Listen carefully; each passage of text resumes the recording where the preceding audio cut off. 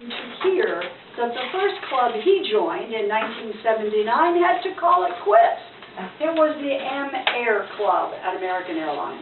He says, with tongue in cheek, his speech this evening is based on the manual project, The Speech to Inform. The purpose is for the speaker to present an informative speech with information presented in an interesting manner. That might be the tongue-in-cheek part. With clear organization. No, that might be the tongue-in-cheek part. He says that some of the material that he's using tonight is from an article in the American Heritage Magazine. The title of his presentation is, How Far Have We Come? Please help me welcome Rob Parker.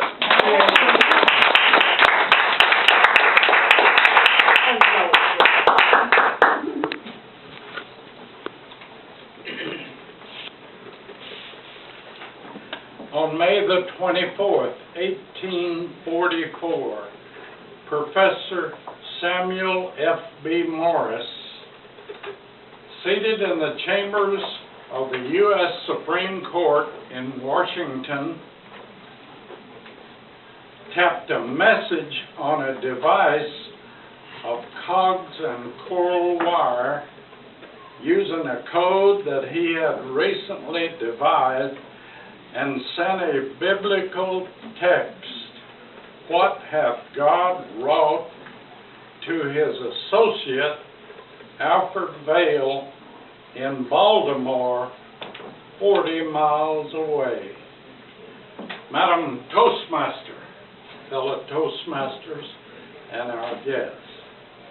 Alfred Vail received the electronic singles on a similar device and returned the same message, and those who witnessed it were ecstatic, and they understood that this demonstration would change the world.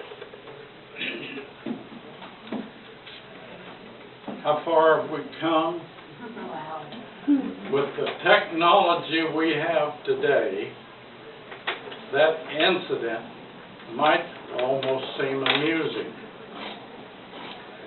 But for example, or as the kids used to say, let's play like.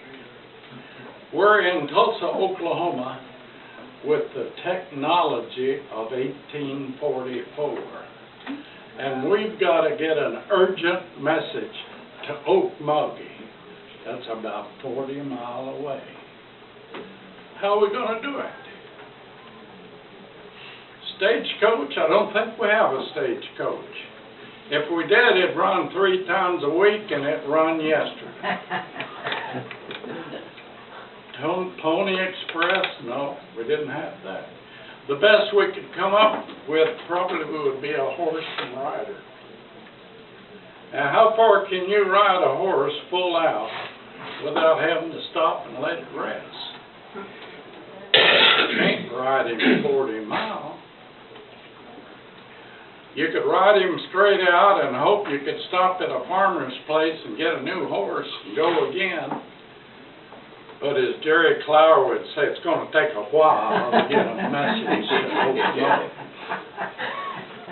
So that is not such a humorous thing to see. Come to think of it, if you were a child before World War II and lived in urban country, that is the rural America, as they would say, some of you baby boomers might say that life was pretty crude, and I guess it was. House with no water, no lights, air conditioning. What is air conditioning? Insulation. What does that mean? Life then was actually pretty crude.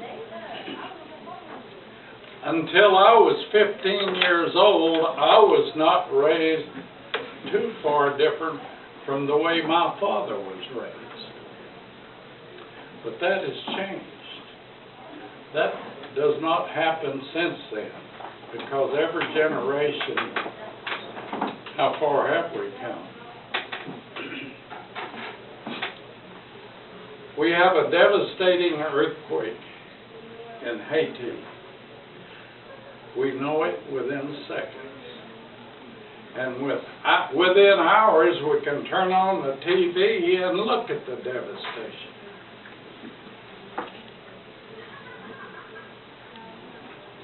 I can watch a highway patrolman in California in real time chase some nut down a highway till he either stops or crashes into something. In World War II, if we were fortunate enough to get to go to the movies, we might see a movie time news reel of a certain battle in World War II, and I guarantee you it was at least 2 weeks old. But we thought that was great. We come out of there ready to fight the Germans. It was uplifting. I was watching Nova on TV last week, Channel 11. Through the use of the Hubble television, they've discovered that there's more galaxies and stars out there that we never heard of. They said there's more stars out there than there are grains of sand on every beach and every desert of the world.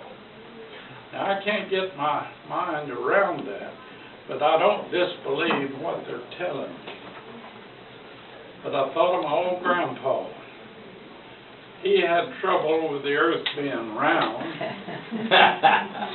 and he would not have believed there was a man on the moon, and we're sitting there looking at him, and he's talking back to us. His expression would be, "Get away from me." But we've come a long way. How far have we come?